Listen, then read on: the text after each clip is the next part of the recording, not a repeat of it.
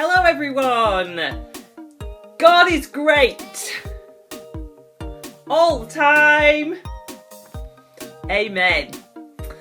So hello, and I hope you're doing well today and that the sun is shining and that you've got something nice planned on your homeschooling schedule. Now let's have a look at another one of the books in this pile that I grabbed from my shelf. And I've decided that today's book is going to be this one. The Right to Learn, Malala's story. The right to learn. We take it for granted that we can go to school, that we can learn, we can go to the library, we can use books, we can use the internet, we can discuss things, we can ask questions, and it's just all a normal part of life for us. But this young girl, Malala, in this story, she had to stand up and speak out and say, I want the right to learn. Malala is a young woman now and she lives in Birmingham. But when she was a little girl, she lived in Pakistan. And at the time, the people who were controlling, were in charge of that country, decided that they did not want girls to learn. They did not want girls to go to school.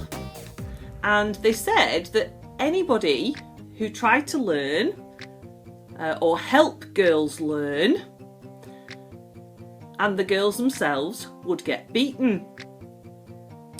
But Malala so desperately wanted to learn that she carried on no matter what. And her dad was a teacher and he helped her. There they are together in that picture. And she wouldn't stop going to school. Let's just find a picture. She even hid her school uniform under different clothes. And one day, Malala and her family, they had to escape from their country. They became refugees for 3 months. And eventually, they got back home and Malala went back to school. But there was still this group of people called the Taliban who said that girls should not learn. They should just stay at home and look after the family and do the cooking and all those things. And Malala was like, no way, this is wrong. And so as she grew up, she started to speak out more and more, and she became known all over Pakistan and then eventually all over the world.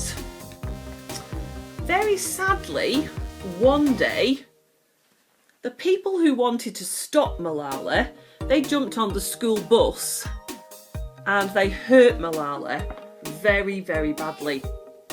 And she almost died. In fact, she had to come to England. She had to come to Birmingham, to the hospital there, so that she could be safe and recover. Now, you would think that having been really, really badly injured, in fact, she was shot in her head, that would stop her from wanting to speak out anymore. But it didn't. She just carried on learning and saying, this is what is my right. I want to learn. And eventually, it says here, on July the 12th in 2013, she delivered a speech before the world's leaders. So that's all the prime ministers and the presidents and at the United Nations. And she declared, one child, one teacher, one book and one pen can change the world. And she stood there, that's a drawing of it, in this huge big room full of courage, full of knowing that she was doing the right thing and telling everybody this is what can change the world. And so here she is. This is a picture of her today with a beautiful pink scarf, and she continues to carry on and promises to spend her whole life carrying on to make sure that there is peace in every home and education for every boy and every girl in the whole world. What an amazing story. What courage, what perseverance. Because she never gave up. Even when her friends said, this is getting a little bit difficult, Malala, you should stop. No, she would not stop. She said, everybody has the right to learn, and I'm going to keep going to make sure that they do. And she was given what they call the Nobel Peace Prize for all her work. And that's an incredible prize.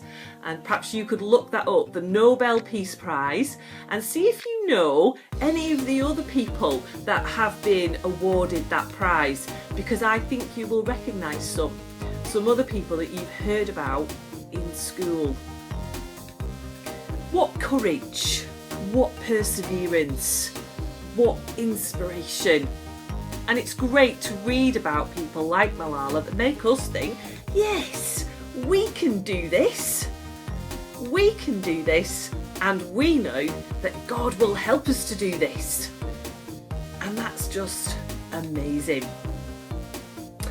Now, Malala said, one. Was there another one? One, yeah, there were 4 ones can change the world. Can you remember what they were?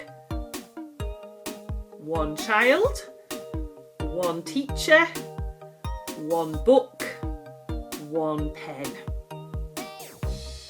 Can change the world.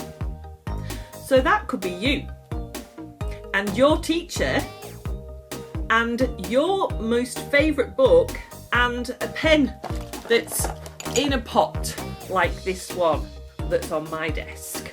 I've got loads of pens and pencils and Sharpies and highlighters and I'm sure that you've got a pencil case full of pens and paper and pens and pencils too. So today for our prayers, if you've got a pot or a pencil case like that, then go and get it and have a quiet moment, lifting out the pens, lifting out the pencils and thinking, what could I do to change the world? What has my teacher taught me? What have I learned that I really want to remember forever that's going to make a difference and help me grow and become the person that God has created me to be? So in my pot, I've got 1, 2, 3, 4, 5, 6, 7, 8, 9, 10, 11, 12, 13, 14, 15, 16, 17, 18, 19, 20, 21, 22, 23, 25 things that I could write with. So I'm going to challenge myself to think of 25 things I could do to make the world a better place and ask God to give me the courage that He gave Malala to be able to do that. Enjoy that challenge today, and I'll see you again next time. Bye!